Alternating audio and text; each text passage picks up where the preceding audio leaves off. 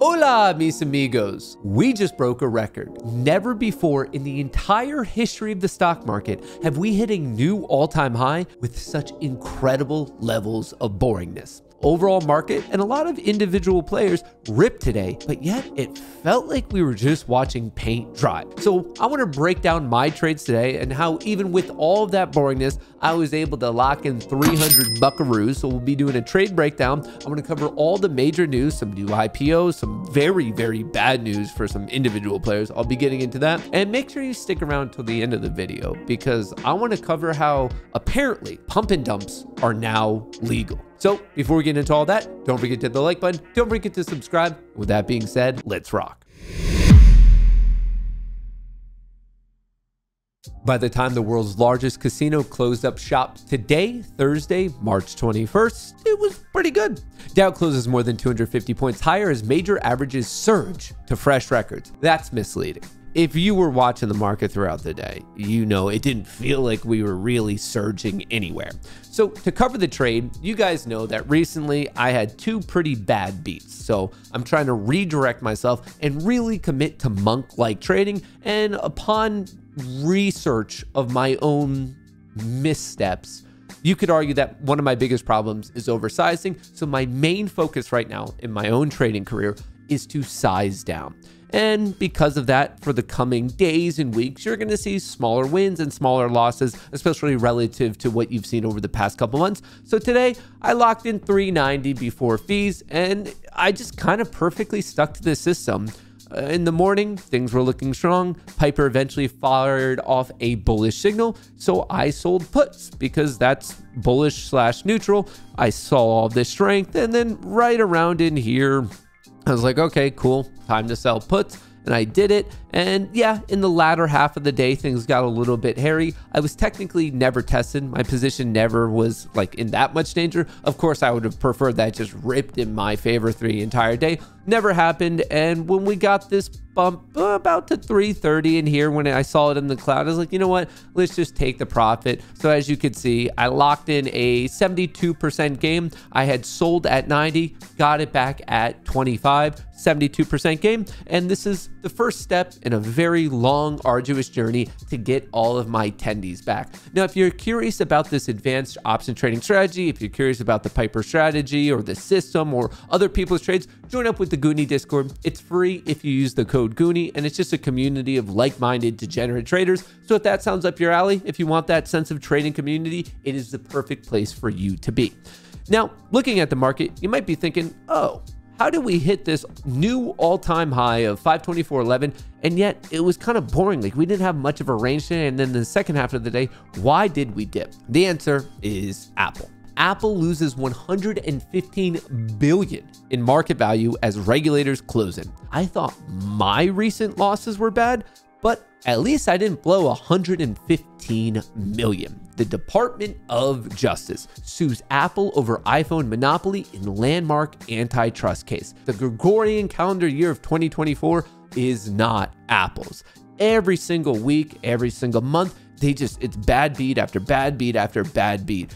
Issues with their watches, issues with streaming in the EU, issues with losing the legal cases with the Apple App Store, and now more antitrust stuff. Apple is just getting absolutely murked, and it's reflecting it in price. Apple started off the day at 177, vomited all the way to 171, getting hit by 4%. So when you have the world's second biggest company, Apple, right behind Microsoft, that's number one, when it's getting murked, that's why we're not really seeing the market do too well, because this one was hemorrhaging over $100 billion itself. And that's just today. Look at how bad of a year it's really had. I mean, you could rewind to mid-December. It was cruising just below 200.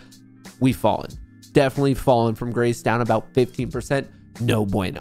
On the flip side, there was some exciting news. Reddit jumps up 67% after $748 million IPO priced at the top. It is trading under RDDT.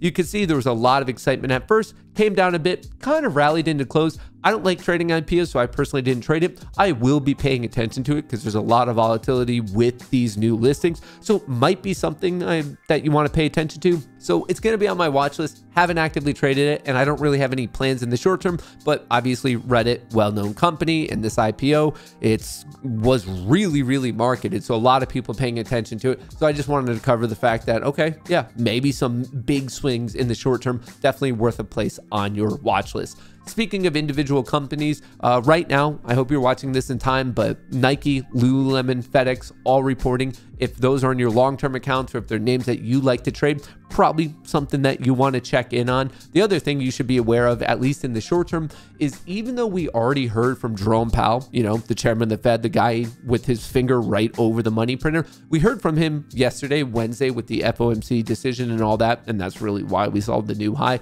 I want to remind you that tomorrow at 9 a.m., he is speaking again. For those of you who don't know, I actually stream the market every single morning from 9 to 11. So we're going to start a little bit early to capture what he has to say. That's definitely going to have a big, I promise you, a big influence on the market tomorrow, Friday, the 22nd, to conclude the trading week. Don't forget about that. It's gonna be a big one. Speaking of the overall market, yeah, we hit a new all-time high. It's kind of boring when you gap up, rip to a new high, and then you end up having kind of a red day. And once again, this all happened because of Apple dragging really down the tech sector. Speaking of which, tech hit a new all-time high, and same thing. We opened up, went to a new high, and then we had a red day. So there is a downside gap on the Qs to 444.11, and just really quickly on the SPY, 520.62. Now, with all that being said, other things did hit a new high today. Gold, 2,225. Congratulations to all the gold bugs out there. Even though Bitcoin didn't hit a new all-time high, digital gold also nice recovery. I mean, we have Bitcoin bouncing off of 61,000, getting all the way up to today's high of 68,000. Nice recovery there. And Coinbase was loving it. Coinbase recently as low as 216, today ripping all the way up to 276. Nice bullish push. Come back into a consolidation zone in the EMA, and the nice follow through. So definitely paying attention to that. Similar situation with Microsoft, new all-time high there.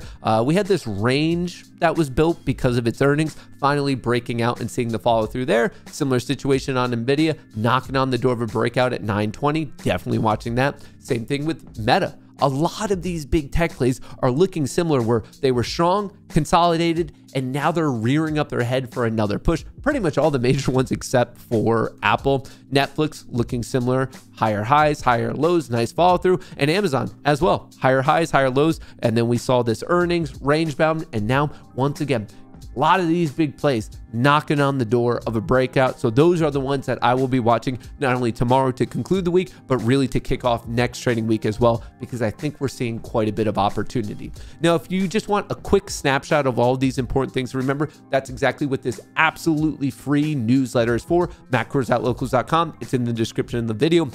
Locals is not only how you sign up to get the free newsletter, but it's also how you can get into the Discord if you so care. But anyway, I break down the week. I let you know all the major macroeconomic events for the upcoming week, all of the earnings. I highlight the ones that I think you're going to care about, and then I give you the seasonality. So just to conclude this week, Friday, March 22nd, historically, over the past 25 years, the past 2.5 decades, it's been a neutral day. This day from a seasonal perspective does not strongly favor the bulls or the bears. It's been 50-50, a little bit more in the bears' favor, but pretty much just 50-50. And then I also update how Piper did throughout the previous week. And thus far on this week, Piper's doing pretty good, but let's see how things conclude.